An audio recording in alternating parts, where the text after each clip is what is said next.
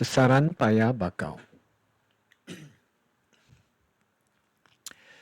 Oke, seperti yang kamu tahu, hutan paya bakau ialah hutan yang mendominasi pesisir pantai atau muara sungai. Kawasan berpasir dan kawasan berlumpur. Oke, sebelum kita teruskan dengan proses sesaran paya bakau, kita kenal pasti dulu apa makna sesaran. Sesaran ini maknanya macam kita penukar gantian. Macam kalau kita duduk di kerusi panjang yang sudah penuh, bila kita masuk, akan ada orang ditolak keluar. Itu dipanggil sesaran. Jadi yang berlaku ialah Bruguiera akan menyesarkan Rhizopora, Rhizopora menyesarkan Soneratia menyesarkan Avicennia. Begitu. Oke, sebelum itu kita kenal pasti dahulu spesies-spesies pokok bakau dan ringkas penyesuaiannya. Oke, pokok bakau hidup di habitat yang disimbahi air masin. Oke, akar pokok bakau adalah hypertonik, maknanya pekat berbanding air laut. Jadi air laut akan meresap ke dalam akar pokok bakau. Air akan meresap ke dalam, osmosis. Dan pokok bakau ini akan menyingkirkan lebihan garam, salah satunya melalui liang hidatot di daun dan mengumpul garam di daun. Jadi daun itu bila kepekatan garam terlampau tinggi, garam itu menjadi toksik dan daun itu akan mati jatuh ke bawah. Jadi itu penyesuaian pokok bakau untuk hidup dalam persekitaran yang sangat ekstrim. Halopit. Next, akarnya mengunjur keluar, iaitu kalau time surut, akar ini boleh bernapas.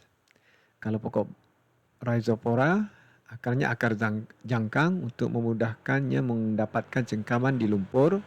Kalau Bruguiera ni spesies yang akar banir, lurus pokoknya ni. Bruguiera ni selalu diguna untuk tiang cerucuk, piling, untuk buat rumah atau binaan dan juga diguna untuk membuat arang sebab cantik dia punya kayu lurus. Rhizopora tidak, bingkang-bingkok.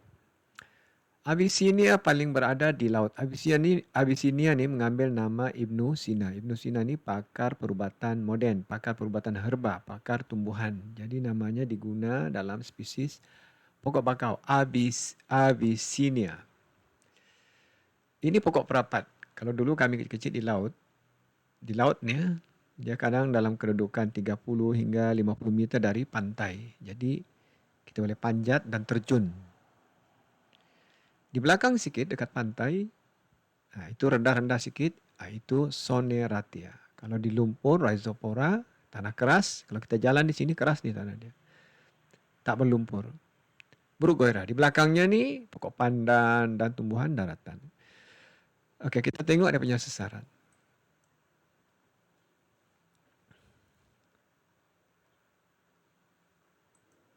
Okey. Bila berlaku pemendapan sedimen, tahu sedimen, selut lumpur dari sungai di darat, akhirnya tanah kawasan paya bakau ni meninggi. Okey, di samping ranting daun mati, bahan organik mati, akhirnya tanah itu meninggi. Jadi kalau kamu perhatikan, air pasang tu sudah tidak menyimbah atau sudah tidak sampai ke tempat Bruguiera. Apa berlaku? Bruguiera ini akan mati dan disesarkan oleh tumbuhan daratan. Okey, tapi anak-anak Bruguiera ni, anak-anak benih Bruguiera akan hidup di sini. Jadi nanti Rhizopora akan diganti oleh Bruguiera sebab tanah tu sudah keras, tak berlumpur. Begitu juga kawasan Soneratia. Oleh kerana banyak lumpur, selut Soneratia tidak boleh hidup. Jadi nanti Rhizopora menyesarkan Soneratia. Begitulah seterusnya. Jadi antara faktor utama yang menyebabkan sesaran paya bakau ialah pemendapan sedimen, lumpur, bahan organik dan sebagainya menyebabkan tanah itu makin tinggi. Itu sebabnya kalau di Sabah ni, kalau di kampung cikgu, kita boleh jumpa batu karang 5 km di darat. Kenapa? Sebab kawasan itu asalnya laut. Jadi bila tanah tu makin tinggi, akhirnya paya bakau ataupun tumbuhan di situ akan menyesar ke arah laut. Jadi semakin luas kawasan, semakin bertambah kawasan daratan. Dia bukan bergerak, disesarkan.